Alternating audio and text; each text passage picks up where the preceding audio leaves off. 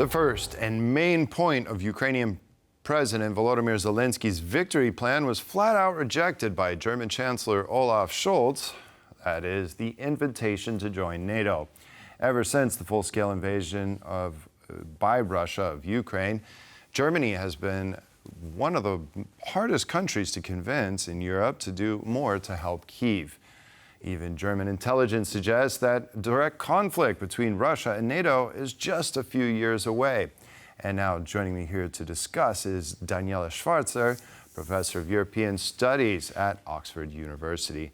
Hello, good evening, and thank you for joining us on World News Tonight. Good evening. May I just correct, I'm a professor of political science in Berlin, and I work for the Bertelsmann Foundation. Okay, well, that's a great note from my producer. Sorry about the mistake. Starting with Chancellor Olaf Scholz and his refusal, he says it's obvious to everybody that, of course, nobody considers that Ukraine would ever be invited to join NATO. But at the same time, I think there's some expectation of some type of peace talks with Russia. Should Olaf Scholz come out and flat out say, no, not at this time, we're not thinking that Ukraine can possibly be a NATO member? So the German position has, as you said, been very hesitant with regards to offering NATO membership, just like the American position. And from an analytical perspective, we see a pattern. Germany has moved on the most difficult decisions when it was completely in sync with Washington. This also concerns arms deliveries like the tanks that the Chancellor hesitated on for a long time. And right now, for NATO, there is very clear hesitation. In my view, it has to do also with the upcoming US elections. And on the German side, there is a concern among government officials and policymakers that offering NATO membership would mean an escalation of the war. And that has guided much of Germany's policy decisions in its support for Ukraine. But I do wish to say that among Europeans, if you look at the support extended to Ukraine, Germany is by far the largest supporter in absolute terms. So by far more than France or, for instance, also the UK. And so I think we see a story here which is not one of reluctance, it is one of caution, but also in terms of military support and financial support, Germany has done a lot and is, of course, debating. As we speak, of course, all eyes are on the US and the question, what happens if Donald Trump gets elected and reduces support to Ukraine?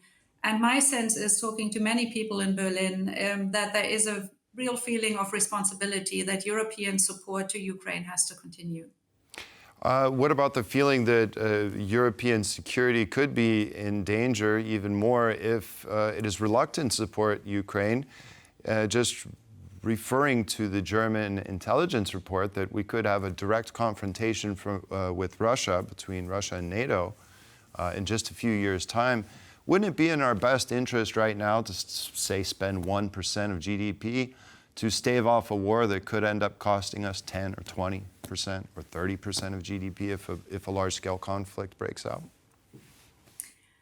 I personally share the analysis that it is important to support Ukraine strongly because any, let's say, bad deal over Ukraine, let's take the scenario that Donald Trump gets into office, talks to Vladimir Putin and tries to strike some kind of deal, would be an undermining of European security. So it is extremely important to support Ukraine. And it's also true that we only have a limited amount of time because it is well known that Russia puts everything it can into its defense or war economy and tries to build capacities to wage war. And so I think we are under enormous time pressure and, the Europeans need to prepare for a situation to sustain the support efforts for Ukraine, even in a situation where American support should break away. And this is not only a Trump scenario. I think we have to be very realistic. Also, in the case of Harris being elected US president, who is a supporter of Ukraine, it may be more difficult than under Joe Biden to get support packages through Congress. And that is why Europeans need to think very hard, both on the question of short-term support to Ukraine, meaning sustaining the war effort, but also what it takes for Europeans to build a European security order with less American engagement, because American attention is shifting towards Asia.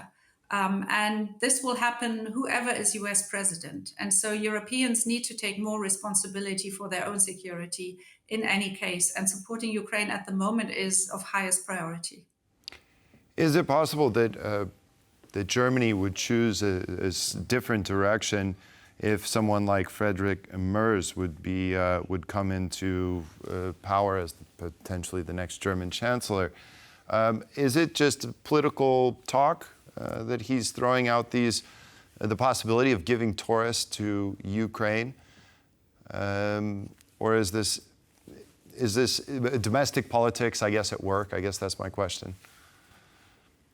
So he is the candidate of the Christian Democrats, and the party and he as their chairman have been very consistent over the past 2.5 years in saying Ukraine needs support. And several times, actually, their position was ahead of what the government then did. So discussing Taurus, I think, is in particular, because you asked about the domestic signaling that comes from that. I don't think this is an issue which is just used to do something domestically, because the German public is not very keen, on discussing more weapons for Ukraine. They support it, but it's not an issue with which you can win extra votes. So I do believe he is showing a direction, if he were chancellor, where Germany would go in terms of foreign policy and security and defense policy. And mentioning Taurus, of course, signals that if he were in office, he would probably deliver certain arms more quickly to Ukraine, in the understanding that those weapons are needed to not lose more territory to Russia and to improve the situation of Ukraine. Okay. Daniela Schwarzer, thank you very much for joining me on the program tonight. We appreciate it. Thank you very much for having me. And that concludes this edition of World News Tonight. Thank you for joining us, and stay with us, because On the Record with Assam Yasser is coming up next. So keep it here on TVP World.